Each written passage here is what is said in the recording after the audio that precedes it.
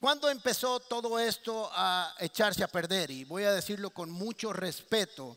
Además que no lo digo yo, usted puede ir a los libros de historia y puede ir a History Channel y a otros canales y ver esto que le voy a decir. Nosotros tenemos un concepto de iglesia que no es el concepto de la iglesia primitiva o los primeros 300 o 250 años de la iglesia de Cristo en la tierra. Lo que pasa es que un señor que era el emperador Constantino en el año 303 a 313, que era el emperador de Roma, en ese momento el imperio más grande sobre la faz de la tierra, se convirtió al cristianismo. Y eso es buenísimo, que haya creído en Cristo. El problema es que él, siendo emperador de Roma, necesitaba hacer y mantener su control y su unidad como imperio. Así que él era una deidad, era el César, era digno de adoración y de alabanza y de pleitesía. Así que ahora se encuentra con Jesucristo y hay que dirigir la alabanza a Jesús. No sé si lo tenía muy claro, pero de alguna manera lo entendió. Así que hizo del cristianismo un asunto de Estado. Hizo del cristianismo un asunto organizacional. Hizo del cristianismo un asunto de orden, de control político y de control económico para mantener el imperio unido. Así que a partir de ahí se distorsionó el sentido de la iglesia. Por eso mucho del concepto que nosotros tenemos es un concepto distorsionado, aunque fue algo muy bueno que se convirtiera al cristianismo, porque la persecución de matar cristianos se suspendió al ser la religión oficial del Imperio Romano.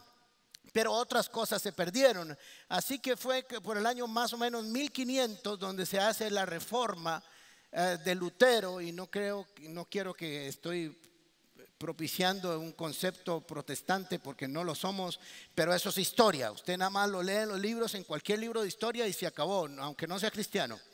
Así que comienza a retomar un poco el concepto de iglesia y comienza a darle un poco de vuelta a sus orígenes. Así que mucho del concepto que nosotros tenemos no es el concepto original, sino el histórico, ¿ok? Entonces, por eso es importante definir el concepto bíblico de iglesia para buscar hacer la voluntad de Dios ahí en el concepto de las escrituras. Obviamente algunas cosas han cambiado en el tiempo, pero la esencia es exactamente la misma.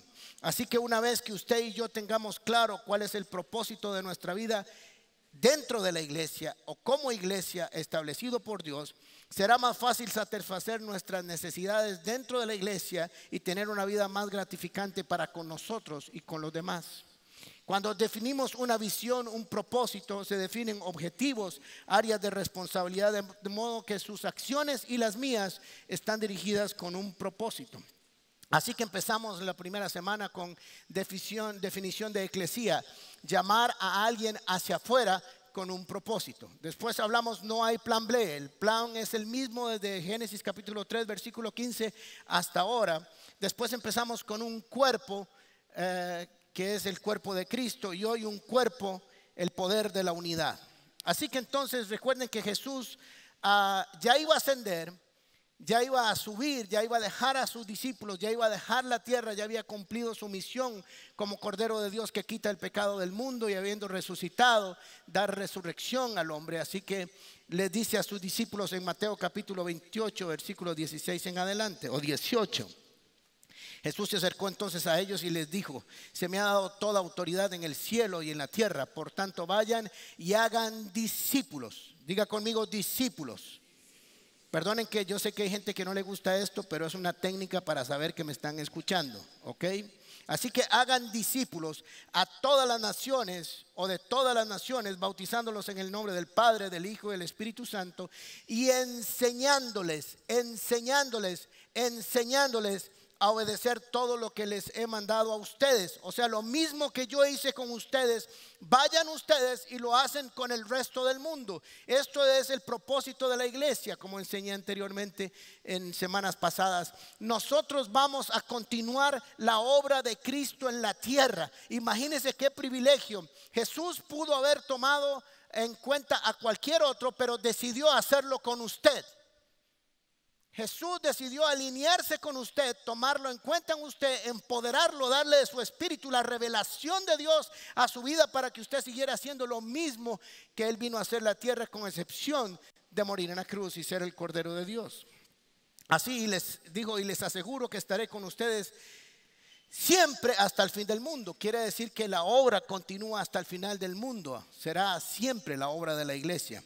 Así que tenemos que recordar que Jesús les dijo: voy a irme manos a la obra, a trabajar. Para eso estuve 3 años con ustedes, para enseñarles a hacer lo que van a continuar haciendo. Así que van a ser portadores del mensaje más extraordinario de parte de Dios para la humanidad, que es la salvación a través de Cristo Jesús y su obra en la cruz del Calvario. Entonces, la razón por la que nosotros tenemos que compartir el evangelio está en Romanos capítulo 10, versículo 13. La semana pasada lo leí en la Nueva Versión Internacional. Esta vez lo voy a leer en la versión Palabra de Dios para Todos. Porque todos los que confíen en el Señor serán salvos, o los que tengan fe en el Señor serán salvos, o los que declaren que Jesús es el Señor serán salvos. Y aquí hay algunas preguntas que necesitan respuesta. Pero ¿cómo van a confiar en el Señor si no han oído hablar de Él? Suena lógico. Si usted nunca ha escuchado de un celular y le hablan: ¿usted sabe qué es un celular? Usted va a decir: no sé qué es un celular.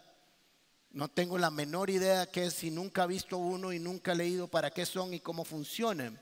Así que la gente no puede creer en Cristo si no le conoce a Él. ¿Y cómo van a oír de Él si no hay quien les cuente el mensaje? Obviamente usted, para que alguien crea, tiene que contar el mensaje. Usted y yo estamos aquí porque alguien nos contó el mensaje de Jesús. ¿Y cómo van a contar el mensaje si no hay quien los envíe? Si no hay quien envíe a hacer la obra. Por eso Jesús envió a sus discípulos a hacerlo. Sus discípulos hicieron otros discípulos y los enviaron. Y esos discípulos hicieron más discípulos, y así hasta 2017 años después que estamos aquí predicando el mismo evangelio. Qué hermoso, dice, que tan hermosos son los pies de los que anuncian las buenas noticias. Así que ya tenemos una definición clara, que hay que predicar el evangelio de Dios, que la gente cree que sabe de Cristo, pero no sabe. Usted mismo es testigo de que usted creía conocer las Escrituras, creía conocer a Jesús, pero cuando comienza a conocer las Escrituras y comienza a entenderlas y viene una revelación del Espíritu Santo sobre usted, usted se da cuenta que no sabía ni papa. Nada. Así que hay que volver a enseñarles a sus discípulos a obedecer todas las cosas. Así que en Colosenses capítulo 1 versículo 18, y voy a entrar ya al tema más específico. Él es la cabeza del cuerpo, que es la iglesia. La iglesia es el cuerpo de Cristo. Ahora pensemos, por favor, pensemos que esto no es solo un asunto místico, es un asunto operacional. Cristo es la cabeza, el que manda, el que envía la señal, el que da el poder, el que da las órdenes, y el cuerpo obedece. Así es como funciona biológicamente, fisiológicamente. Así que tenemos que entender que el concepto que Dios nos dio en las Escrituras, o que Pablo desarrolla porque no estaba en el Antiguo Testamento, es que somos un cuerpo. ¿Ok? Y dice Romanos capítulo 12 versículo 4 en adelante. Romanos 12 dice: pues así como cada uno de nosotros tiene un solo cuerpo con muchos miembros, y no todos estos miembros desempeñan la misma función, así también nosotros, siendo muchos, formamos un solo cuerpo en Cristo, y cada miembro está unido a todos los demás. Así que tenemos que entender que Dios conceptualizó antes que todo el mundo el principio de sinergia. Cuando muchos órganos vivos se unen para producir un resultado mejor que si lo hicieran de manera individual. Así que por eso Dios no estableció un equipo, porque el equipo se desintegra en cualquier momento, sino estableció un cuerpo que siempre, para que funcione perfectamente, debe estar unido. Así que en el estudio de la biología de la humana, la fisiología es el estudio de las funciones de los seres vivos, y 1 Corintios capítulo 12 podríamos llamar como la introducción a la fisiología del cuerpo espiritual. Así que vamos a estudiar este cuerpo maravilloso. Número 1, algunos aspectos para entender el texto que vamos a leer. Número 1, había ciertos problemas en la iglesia de Corintios, la iglesia local. Hay una iglesia universal que se compone de todos los creyentes que han reconocido a Jesús como Señor y Salvador de su vida. todos los que han sido sellados con su Espíritu Santo, todos los que han sido lavados con la sangre del Cordero, componen la iglesia universal. Es un asunto de fe, no es un asunto organizacional. Y esa iglesia universal se compone en iglesias locales, como esta iglesia Comunidad Paz, como Oasis de Esperanza allá al otro lado de la ciudad, o como Viña al otro lado, y tantas iglesias que hay por el mundo entero y en esta ciudad son iglesias locales. Así que le está escribiendo una iglesia local, a la iglesia de Corintios. El problema es que está ordenando la adoración pública porque es algo nuevo. La gente venía de un concepto de adoración del Antiguo Testamento. Está ordenando el uso de los dones espirituales y está arreglando un asunto porque en la iglesia de Corintios creían que las lenguas era el don por excelencia. Y que solo los que tenían la manifestación del don de lenguas eran realmente personas que tenían la manifestación del Espíritu. Así que Pablo les está escribiendo y les está diciendo, es una de ellas, pero no es todo. Así que lo primero que establece entonces es que todo discípulo de Cristo tiene el Espíritu Santo. Y yo quiero decirle a usted que si usted es una persona que ha creído en Jesús y permanece creciendo en Cristo, usted tiene el Espíritu Santo en usted. No tiene que hacer una ceremonia especial, no tiene que hacer una unción especial, no tiene que haber un evento especial. Fuimos sellados con el Espíritu Santo para el día de nuestra redención. Así que le tengo una buena noticia. Cada uno de los miembros de la comunidad Paz que ha creído en Cristo tiene el Espíritu Santo.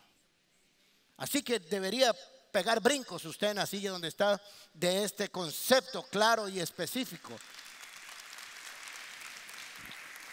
No creemos que haya un momento específico y que solo una manifestación determine. Y eso es lo que va a arreglar Pablo. Pablo va a decir a los corintios que hay dos cosas. El Espíritu Santo se manifiesta por el fruto del Espíritu Santo. Nadie puede tener el fruto del Espíritu Santo si no tiene el Espíritu Santo, es lógico. Y segundo, ese Espíritu se manifiesta a través de ese fruto del gozo, paz, paciencia, benignidad, bondad, mansedumbre, templanza. Contra tales cosas no hay ley. Muy bien. Y lo segundo es que ese Espíritu en cada uno de nosotros se manifiesta a través de dones espirituales.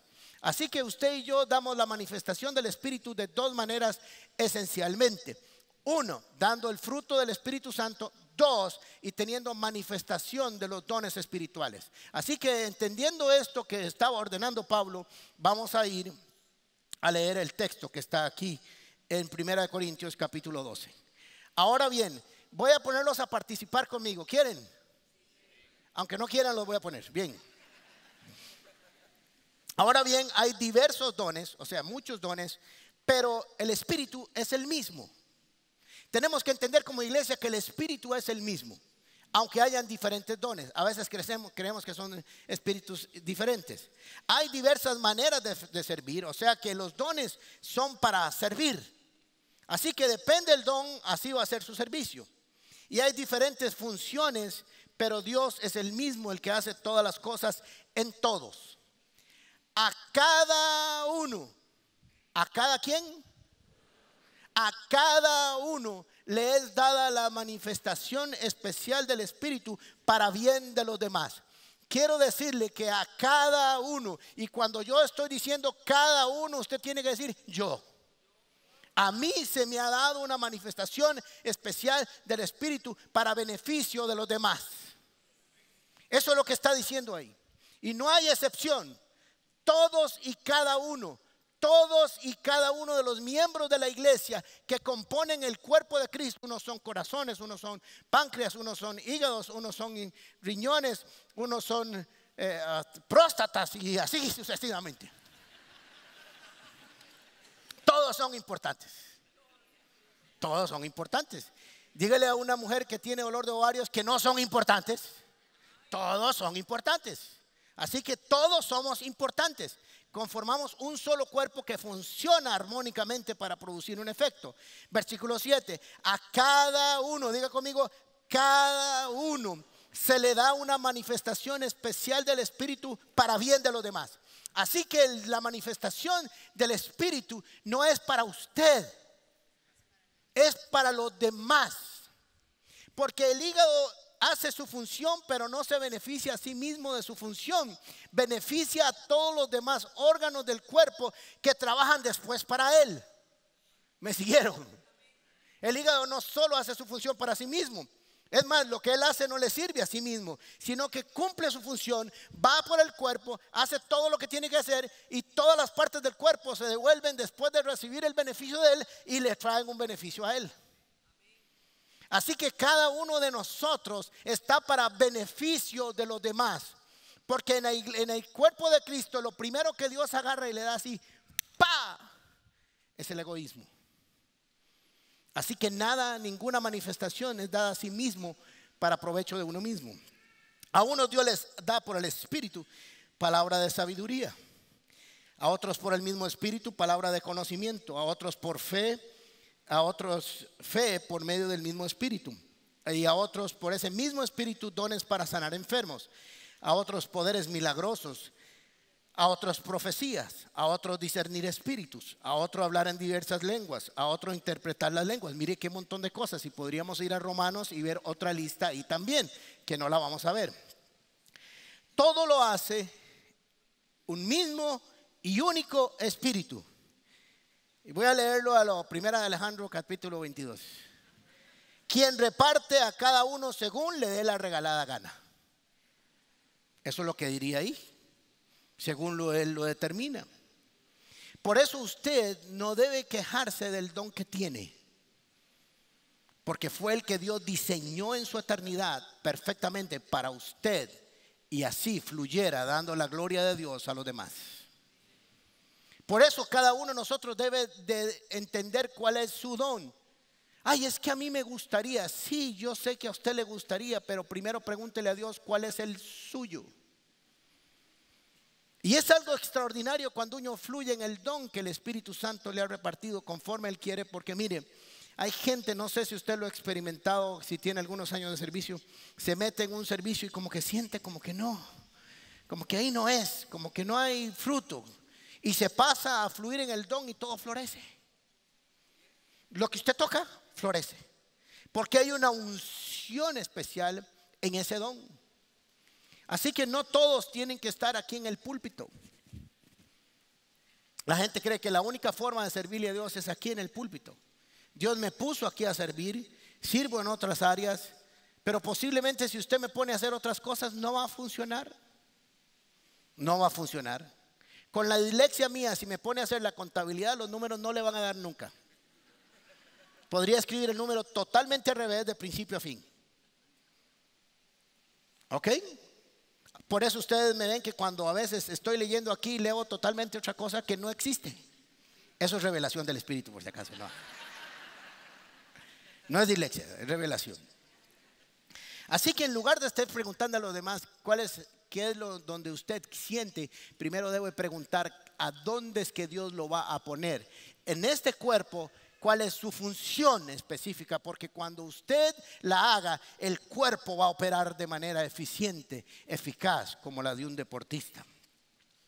De hecho, versículo 12, de hecho, aunque el cuerpo es uno solo, todos somos un solo cuerpo, tiene muchos miembros, y todos los miembros, no obstante de ser muchos, forman un solo cuerpo. El ejemplo de un cuerpo, muchos órganos, todos conformamos un solo cuerpo, y así es como funciona mejor. Y dice, así sucede con Cristo. Todos fuimos bautizados por un solo espíritu para construir un solo cuerpo. Sean judíos o sean gentiles, sean esclavos o sean libres, sean pobres o sean ricos, vivan en el oeste o vivan en el este, vivan en el norte o vivan en el sur, hayan ido a la escuela o no hayan ido a la escuela, tengan muchos títulos o no tengan muchos títulos, sea muy sabio o poco sabio, sea instruido o poco instruido. Todos han sido bautizados por el mismo Espíritu de Dios. Todos.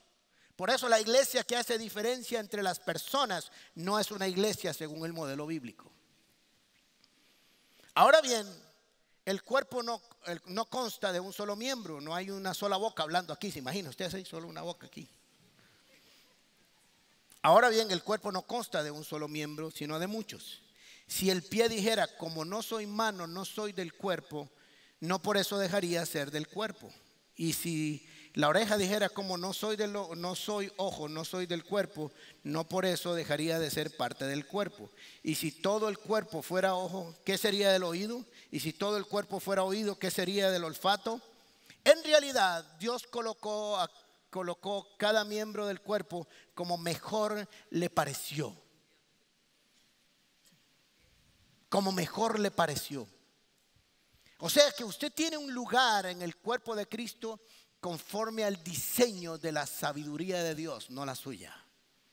Y esto es maravilloso cuando lo logramos entender, saber que usted fue diseñado desde que nació y cuando se entregó a Cristo. Cristo tenía un puesto, un diseño en su propósito, en ese cuerpo, para que usted fuera bendición para muchos, para miles, para cientos de personas a través de su historia de vida por la tierra, que usted fluiría en ese espíritu y bendeciría a muchas personas.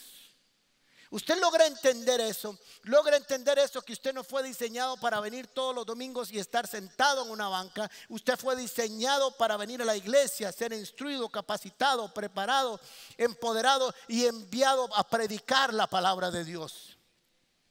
Este mundo necesita de la iglesia que es sal y luz, y ahora vamos a ver eso. Así que si todos ellos fueran un solo miembro, ¿qué sería del cuerpo? Lo cierto es que hay muchos miembros, pero el cuerpo es uno solo. Cuando entendamos esto como iglesia, no solo como comunidad paz, como iglesia local, sino como iglesia universal, las cosas cambiarían. Entender que somos uno solo. Nosotros cuando oramos aquí antes de una reunión, oramos por todas las iglesias de este país y las iglesias del mundo.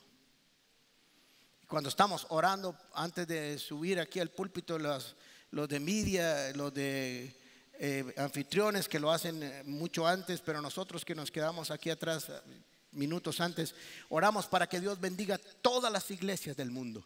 Cada iglesia que los fines de semana se abre, a cada pastor, a cada evangelista, a cada apóstol, a cada maestro, a cada lugar, que Dios los bendiga, porque entendemos que no solamente existe la comunidad paz, sino hay que miles de iglesias que son un solo cuerpo, que están haciendo lo que Cristo les mandó a hacer. Y oramos por ellos.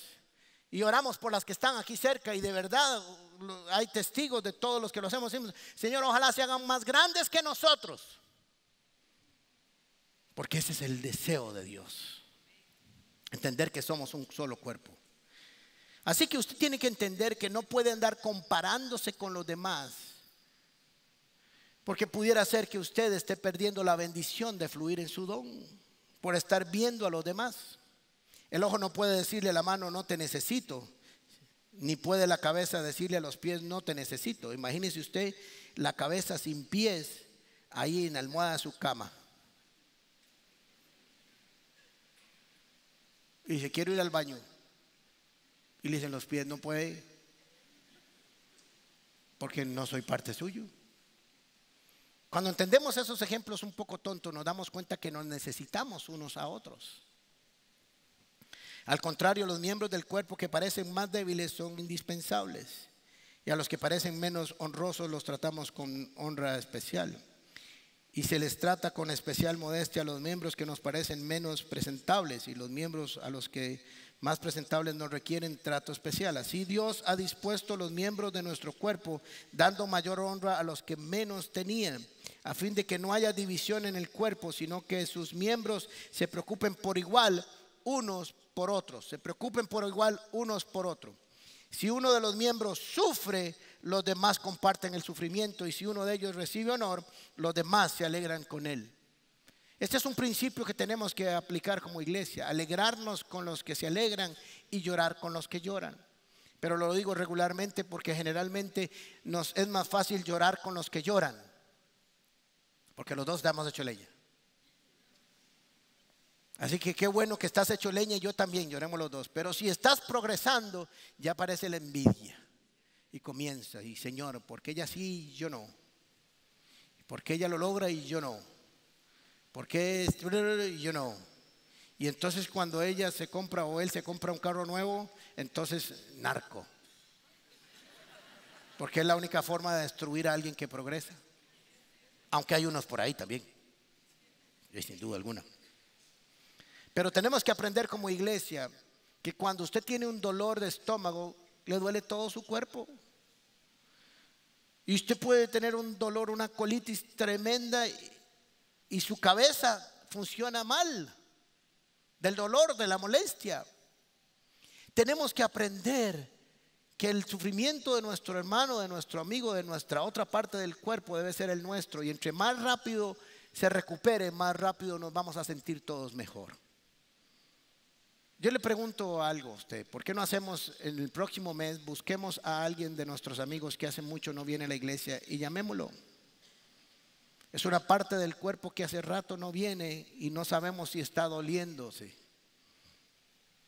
Búsquelo, haga una lista mañana o hoy en la noche y siéntese, mira, no veo a fulano de hace mucho, no veo a sutano de hace mucho, no veo a mengano. Voy a llamarlos, voy a buscar, voy a invitarlos a tomar café y los voy a traer de vuelta a casa, si es que están lejos de casa. Versículo 27.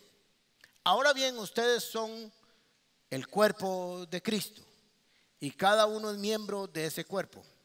En la iglesia Dios ha puesto en primer lugar apóstoles, en segundo lugar profetas, en tercer lugar maestros, luego los que hacen milagros, después a los que tienen dones para sanar enfermos, los que ayudan a otros, los que administran, los que hablan en diversas lenguas.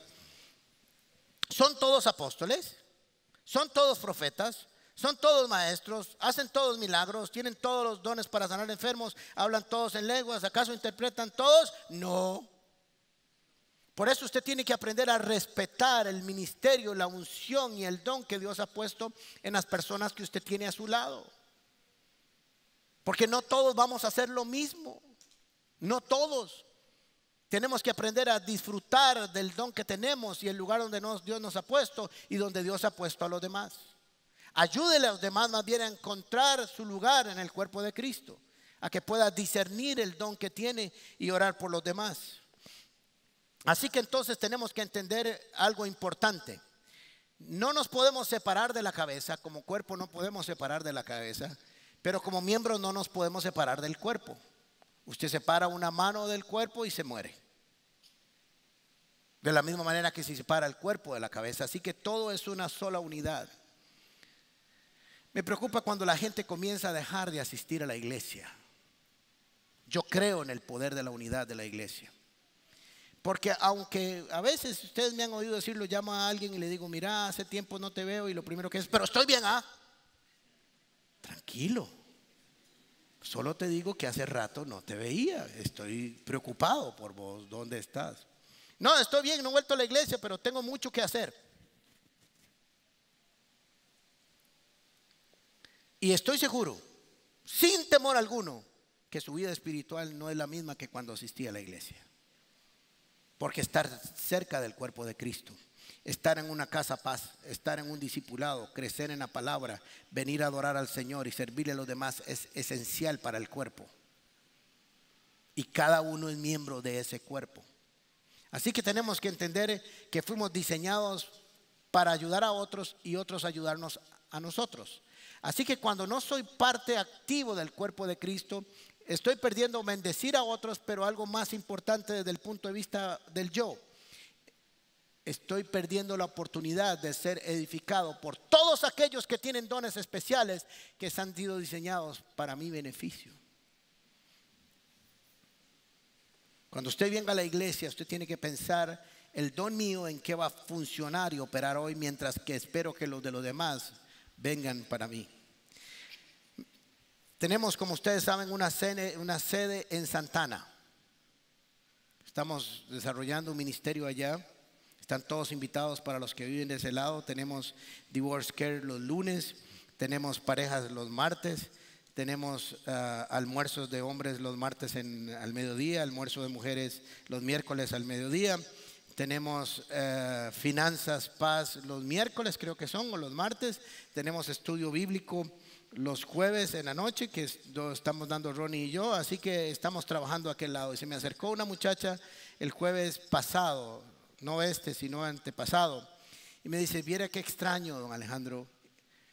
Yo me acerqué a usted hace varios meses y le dije que tenía el dinero y que estaba aplicando lo que usted enseña de que mejor ahorrar antes que comprar, y tengo la plata para comprarme un carrito nuevo.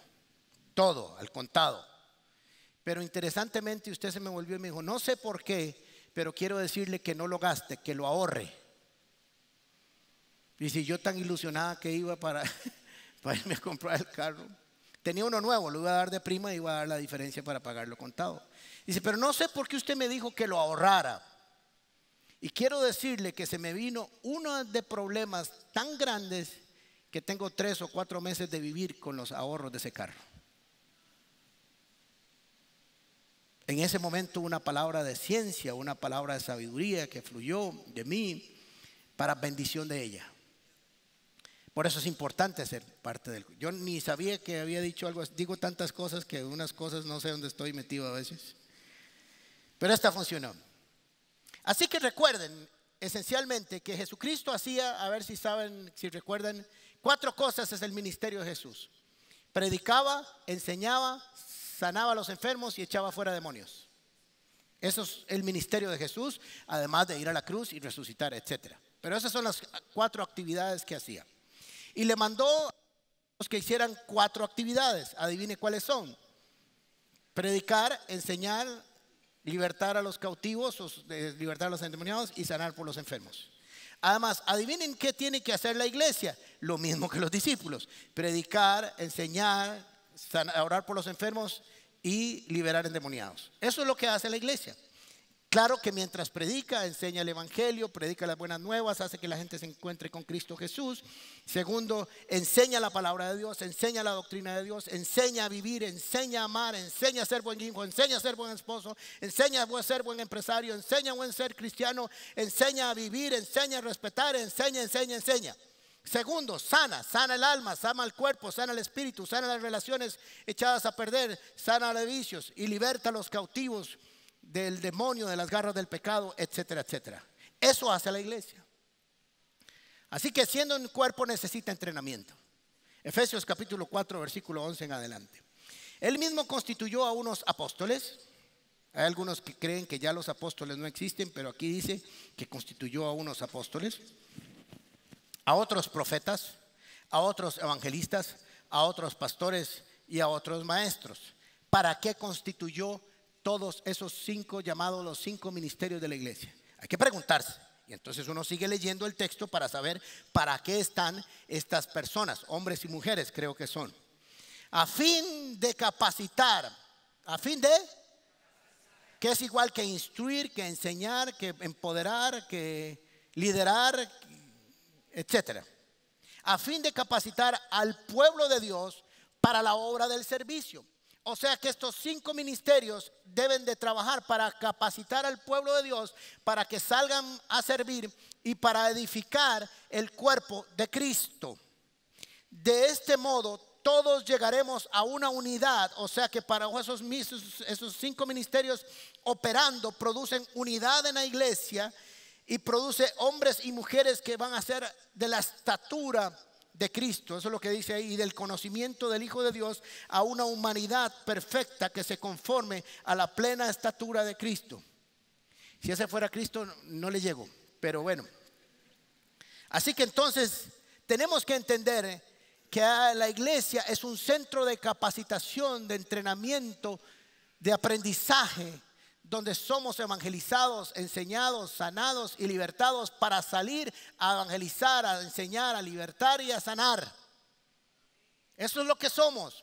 Mientras tanto adoramos, mientras tanto tenemos que estar llenos del Espíritu Santo, mientras tanto tenemos que trabajar unidos como iglesia, mientras tanto seguimos creciendo en nuestra vida espiritual, nos reunimos como iglesia para adorar y dar testimonio a la humanidad entera que todavía en el reino de los cielos hay iglesias que están aquí dispuestas para adorar al Señor en medio de un mundo que no quiere que la iglesia asista.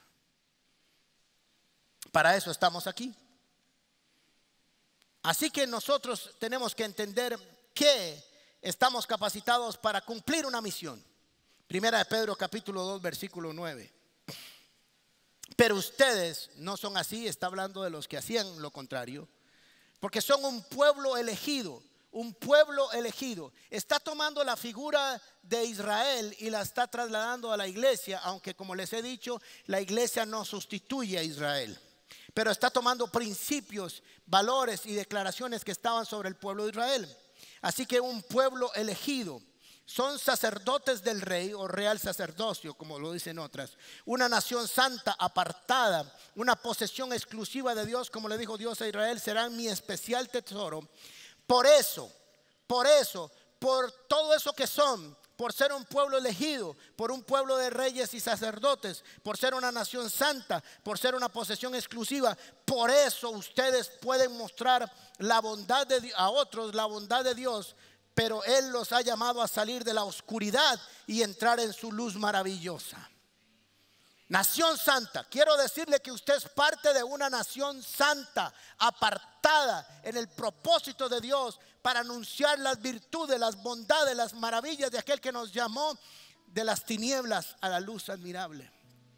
Somos un pueblo escogido. Usted tiene que entender que usted es un pueblo escogido. Y esto lo voy a decir con respeto. Usted no es cualquiera. Usted es parte de una nación santa de sacerdotes. Quiero decirle cuál es el principio de sacerdotes. Suba aquí, Andrés, un momento, por favor. Porque a veces tenemos conceptos muy místicos. Pero el sacerdote, aquí está Dios. El sacerdote es alguien que agarra al ser humano, lo toma de su mano, lo trae y le dice: aquí está Jesús, su Salvador. Se lo presento, guárdalo en su corazón, porque Él vino a morir por usted. Y lo deja en las manos de Cristo y se va a buscar a otro. Eso es función sacerdotal. Porque tenemos un concepto místico del sacerdote haciendo un montón de cosas que en el Antiguo Testamento eran sombra de lo que había de venir, pero que en nosotros somos portadores de un mensaje. La iglesia de Cristo, o sea, usted y yo, somos sacerdotes. Tenemos la capacidad de agarrar a la humanidad entera de la mano, caminar por el camino que nosotros ya conocemos, porque conocemos el camino, la verdad y la vida. Y tenemos la capacidad de llegar hasta el lugar santísimo, porque también lo conocemos. Y como nos conocemos a Cristo, le decimos: Cristo, aquí le presento a Alejandrito, Alejandrito, aquí le presento a Cristo. Sigan ustedes unidos. Y mae, póngase a bretear porque tiene que venir conmigo ahorita. Y sigue y va a traer a otros. Eso es sacerdocio. Es el sacerdocio universal de la iglesia. Ya no hay sacerdotes específicos. Cada miembro de la iglesia es un sacerdote. Hijos de un rey, una nación santa. Ahora, tal vez usted lee algo ahí y no le suena, pero le voy a traer la gran revelación del fin de semana. ¿Se acuerdan en Eclesía qué significa? Sí, pero ¿qué es el significado de la palabra? Llamar hacia afuera con un propósito.